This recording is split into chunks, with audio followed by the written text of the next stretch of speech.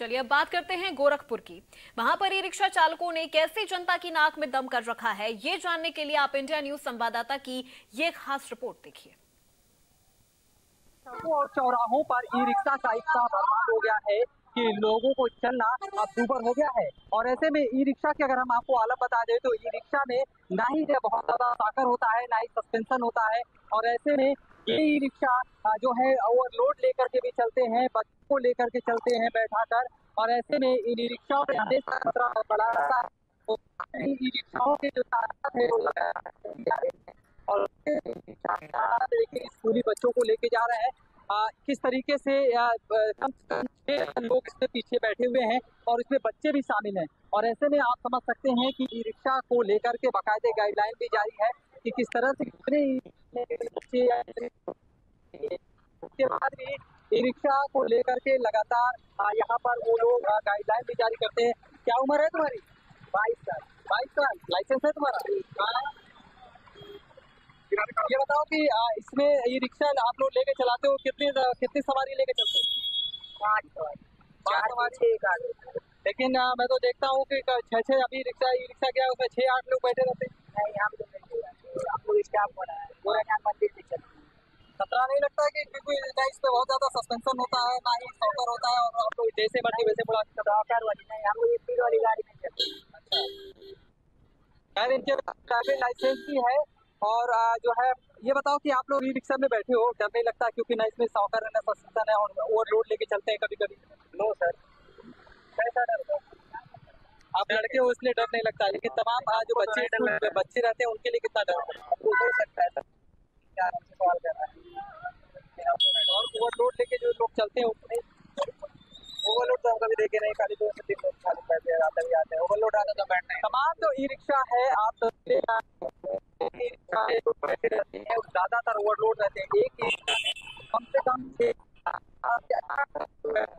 और जो है लोडेड रहता है। तो ऐसे में आप समझिए कि ई रिक्शा को लेकर के लगातार घटनाएं होती हैं। और ऐसे में हम ग्राउंड पर खड़े हैं और ग्राउंड पर खड़े होकर चूंकि स्टेशन रोड है और यहाँ पर जो है ई रिक्शाओं की जो तादाद है वो आपको अच्छी खासी नजर आ रही होगी। और ई रिक्शा को लेकर के ओवरलोड की बात आती है, उसको लेकर के लगातार समय पर ट्रैफिक विभाग के द्वारा चेकिंग की जाती है।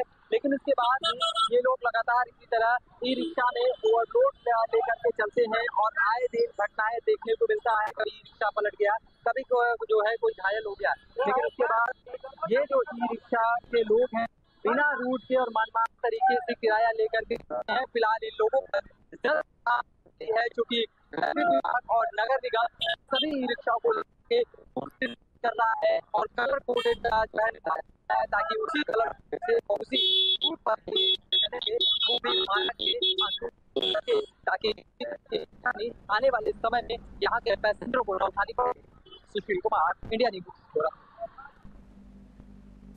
अब आपको लिए चलते हैं कान्हा की नगरी मथुरा में, जहां श्रद्धालुओं का जनसैलाब उमड़ता जरूर है, लेकिन भैया वहां पर भी हालात बेकाबू हो रहे हैं। ई रिक्शा वाले 20 रुपए की जगह 50 रुपए लेते हैं, उसमें भी आपकी जान के साथ खुलेआम खिलवाड़ किया जाता है। आइए आपको दिखाते हैं इस रिपोर्ट के जरिए। भगवान कृष्ण की नगरी मथुरा में जाम के हालात बने हुए हैं, क्योंकि यहाँ पूरी तरह से ई रिक्शाओं का कब्जा यहाँ नजर आ रहा है। आपको दिखा दें किस तरीके के जो ई रिक्शे हैं वो यहाँ बस स्टैंड के मुख्य जो गेट है उस पर खड़े हुए हैं। देखिए आप पूरी तरह से जो ई रिक्शा है वो इस तरह के जमावड़ा आप स्वयं तस्वीरों में देख सकते हैं। जहां तक आपकी नजरें जाएंगी वहां आपको ई रिक्शा ही संचालित नजर आएंगे। देखिए आप रोड पर आप देखिए किस तरीके के जो हालात यहाँ बने हुए हैं। जो ई रिक्शा संचालक है उनके पास ना लाइसेंस है, ना कोई आई कार्ड इनके पास है, ना ही इनके पास RTO से ये पास है। और यहाँ लगातार देखिए दोनों साइड आप देखिए, इधर देखिए आप, जहाँ भी आप देखेंगे वहाँ ई रिक्शा ही आपको नजर आएंगे। पूरी भगवान कृष्ण की नगरी मथुरा में पूरी तरह से जो रोड है उनको जाम ई रिक्शाओं ने कर रखा है। पुलिस और प्रशासन के अधिकारी लगातार इन पर कार्रवाई करने की बात करते हैं, लेकिन इनमें कहीं कोई जूं तक रैंकिंग दिखाई नहीं दे रही। आप देख रहे हैं, इधर ही आप देखिए चारों तरफ ई रिक्शाओं का कब्जा यहाँ रोड पर नजर आ रहा है। SP ट्रैफिक का कहना है कि लगातार इनके खिलाफ कार्रवाई की जा रही है, लेकिन अभी तक जो प्रभावी कार्रवाई होनी चाहिए थी वो कहीं नजर नहीं आ रही। आप देखिए ये जो खड़े हैं ये सब ई रिक्शा चालक हैं, नाबालिग हैं। देखिए नाबालिग हैं, नाबालिग ई रिक्शा चलाते हैं। ये लगातार ये स्थिति जो है वो यहाँ सामने नजर आ रही है, क्योंकि लगातार प्रशासन आदेश देता नजर आ रहा है। बावजूद इसके जो ये लोग हैं इनके कहीं भी जूं तक रेंगती नजर नहीं आ रही है। प्रशासन लगातार निर्देश देता है, कार्रवाई भी करता है, बावजूद इसके आप देख रहे हैं मेन गेट है ये बस स्टैंड का, यहाँ किस तरीके का ये जमावड़ा आपको यहाँ नजर आ रहा है। लेकिन स्थानीय स्तर पर जो पुलिस यहाँ तैनात है वो कहीं भी कार्रवाई करती नजर नहीं आ रही है। Veer Narayan Sharma, India news, Mathura. अब कृष्ण नगरी के बाद बात करते हैं महादेव की नगरी यानी वाराणसी की। वहां पर ई रिक्शा चालक कैसे मनमानी करने पर उतारू हो जाते हैं, आपको इस खास रिपोर्ट के जरिए हम दिखाते हैं। जब आप किसी जरूरी काम से घर से बाहर निकलते हैं तो जाम की समस्याएं तो यूपी के हर एक जिले में मिलती है, लेकिन वो जाम का मुख्य कारण क्या होता है आप भी जानते हैं, हम भी जानते हैं। दरअसल जिस तरीके से ऑटो चालक या टोटो चालक अपने टोटो या ऑटो को बीच रोड में खड़ा करके सवारी भरते हैं, उसे जाम का कारण बनता है। देखिए तस्वीर में पंचकोसी चौराहे के पास खड़ा हूँ। देखिए ये ऑटो चालक अपने ऑटो को खड़ा करके जिस तरीके से सवारी का वेट कर रहा है, और तमाम तरीके के टोटो ऑटो जिस तरीके से देखिए पूरी तरीके से टोटो ऑटो का ये हब हो चुका है। और यदि सामने सलारपुर वाले रोड पे देखेंगे तो वहां पे भी ऑटो स्टैंड बना दिया गया है, क्योंकि इस चौराहे पे एक भी ऑटो स्टैंड नहीं है। ये अवैध रूप से ऑटो स्टैंड चलाया जा रहा है, और जाम का कारण भी ये पंचकोसी चौराहा ये ऑटो की वजह से बनते हैं। देखिए एक टोटो चालक है, ये सवारी भर रहे हैं बीच रोड पे खड़े करके। आप तस्वीर देखिए किस तरीके से अब जो होमगार्ड है उनको हटा दिए, लेकिन जाम का जो मुख्य सबब बनता है ये ऑटो और टोटो ही बनता है।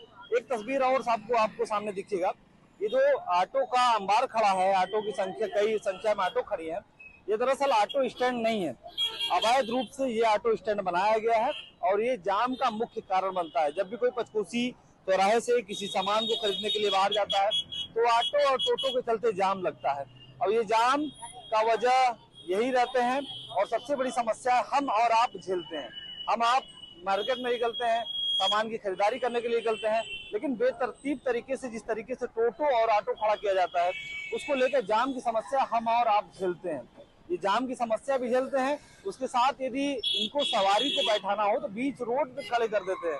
इनको सवारी को बैठाना होता है, पीछे गाड़ी आ रही है, उनको इनकी चिंता ही नहीं रहती है, और आगे सवारी भरा के पीछे के लोगों को एक्सीडेंट कर देते हैं। देखिए एक तस्वीर और देखिए, आप देखिए चौराहे की तस्वीर है, ये मंडी भी है, पंचकोसी मंडी है, बड़ी मंडी होती है, पूर्वांचल की बड़ी मंडी है, और यहाँ से ही पूर्वांचल के तमाम जिलों पे जो सब्जियां हैं, फल फ्रूट्स हैं, यहाँ से जाते हैं।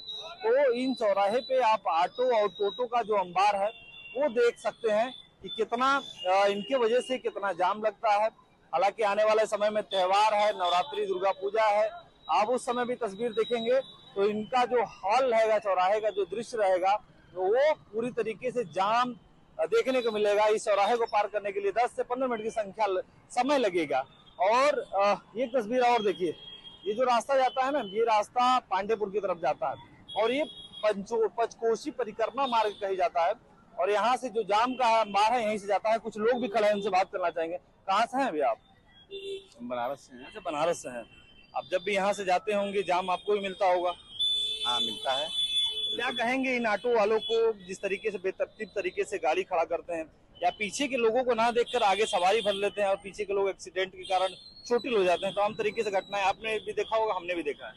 नहीं, उसके लिए एक स्टैंड की जरूरत है यहाँ पर, समझ रहे हैं, और सिस्टमेटिक ढंग से सब काम होना चाहिए, समझ रहे हैं। जिस रूट की जहाँ है उस रूट की चलना चाहिए, जिस रूट की जहाँ है उस चलना चाहिए, और सब्जी मंडी में जो स्टैंड है उसको सुव्यवस्थित ढंग से एक नियमबद्ध करना चाहिए प्रशासन को, यही मेरा सुझाव है। प्रशासन से और क्या कहना चाहेंगे? तमाम तरीके की बातें आती हैं, जाम का सबब होता है। हाँ, एक सेकंड। प्रशासन से हम ये कहना चाहेंगे कि आप जगह जगह जो ट्रैफिक व्यवस्था है कम से कम उनको सुदृढ़ करिए, और जो आपके ट्रैफिक के सामने तस्वीर ही देख लीजिए, जो पुलिसकर्मी है टोटो वाले को पीट रहे हैं, उसके बाद भी ये टोटो चालक यहाँ से आगे नहीं बढ़ रहे हैं। आप देखिए कि किस तरीके से गुंडागर्दी का है, या फिर तरीके से ये अनुपालन न करना यातायात के नियमों को, वो ये दृश्य देखने को मिल रहा है। वीडियो जर्नलिस्ट दीपक के साथ आकाश यादव, इंडिया न्यूज, वाराणसी। चलिए बात करते हैं रायबरेली की। वहां पर क्या हालात बने हुए हैं, देखिए इंडिया न्यूज संवाददाता की ये खास रिपोर्ट। रायबरेली शहर में ई रिक्शों की बढ़ती संख्या से लोग परेशान हो रहे हैं। यहाँ तक कि जो सड़क पर चलते हैं जाम लगता है, और दूसरी बात ई रिक्शा में जो सवारियां बैठ रही हैं, खासकर छोटे बच्चे जो स्कूल आ जा रहे हैं, वो भी एक तरह की कहें कि आशंका बनी रहती है। लेकिन इसके बावजूद भी ना जो है गार्जियन सोच रहे हैं और ना स्कूल प्रबंधन। और वहीं सड़कों पर ये इतने संख्या में चलते हैं कि कभी भी दुर्घटना हो सकती है। तो आप पहले देख लीजिए कि बड़ी संख्या में जो है आपको दिख रहा होगा। अपने सहयोगी से कहूँगा कि जो शहर में हालांकि दोपहर का वक्त है, इसके बावजूद भी बड़ी संख्या में जो है ई रिक्शा ये लाइन से निकलते हैं। स्कूल छूटने वाला है, कुछ अभी थोड़ा सा अब देखेंगे तो जो ये देखिए इसमें बच्चा बैठा हुआ है ये स्कूल में, तो फिलहाल ये गार्जियन के साथ ये जा रहे हैं। ये भी ये ई रिक्शा बहुत सारे हैं, लाइन से चलते हैं और इनसे जो परेशानी होती है। और एक जो चर्चा है, बताया जा रहा है कि लगभग 7,000 से ज़्यादा तो ARTO विभाग ने लाइसेंस जारी कर रखे, और दूसरी तरफ जो है इतनी संख्या में यानी 10 से 12,000 के बीच ई रिक्शा चल रहे हैं। ये देखिए बाकायदा बच्चे जो है स्कूल से अपने घर जा रहे हैं, छुट्टी हो गई है। भाई रुकिए, कुछ कमाई उमाई हो रही है? अच्छा भाई, क्या नाम है? तौसीफ, क्या करते हैं? ये ऑटो चलाते हैं। कितने होंगे शहर में? शहर में कम से कम 15,000 ऑटो। कुछ कमाई होती है? 400-500 कमाई है। ठीक है, लाइसेंस वाइसेंस है? हाँ लाइसेंस है। तो इनका देखिए कमाई नहीं हो रही, लेकिन इसमें भी चल रहे हैं। तो समस्या हर जगह है। इस समस्या का निराकरण जिनको करना चाहिए वो कहाँ बैठे? फिलहाल एक शख्स है रायबरेली के। भाई साहब, शुभ नाम क्या है? अजय वाजपेयी नाम है हमारा। अजय जी, रायबरेली में ई रिक्शा क्या पोजीशन है? इनकी संख्या इतनी बाढ़ आई हुई है कि आदमी कम है, रिक्शे ज्यादा है। होता क्या है, समस्या होता क्या है? देखिए 3 पहिया का भी आप इनका बैलेंस देखिए। सवारी इनको रास्ते चलते चले जा रहे हैं, अचानक से रुक जाएंगे, कब दाहिने चले जाएं, कब बाएं चले जाएं, कब ईंटा पड़े गए, ये उलट जाएंगे, इनका कोई ठिकाना ही नहीं है। और सबसे बड़ी बात, जो स्कूली बच्चों को लाते हैं रिक्शे वाले, ना तो उनको एक तरफ कोई सेफ्टी मानक बनाया है, ना कोई पट्टी रिबन बांधे हैं कि बच्चे बैठ जाए। छोटे छोटे बच्चे हैं, किसी तरह वो जान जोखिम में लेके स्कूल आते हैं, जाते हैं। तो देखिए इन्होंने बड़ी बात कही कि देखिए सोचना चाहिए कि उन गार्जियन को और जो स्कूल से संबंधित जो ई रिक्शा चल रहे हैं, तो आप देख सकते हैं कि बड़ी संख्या में रिक्शा जो है ई रिक्शा शहर में उनकी भरमार है। और जिस प्रकार से इन पर कहाँ कैसे किस रूट पे चल रहा है, जिनको रूट तय करना है वे सब कहाँ है, तो हरदम खतरा बना रहता है, खासकर छोटे बच्चों को।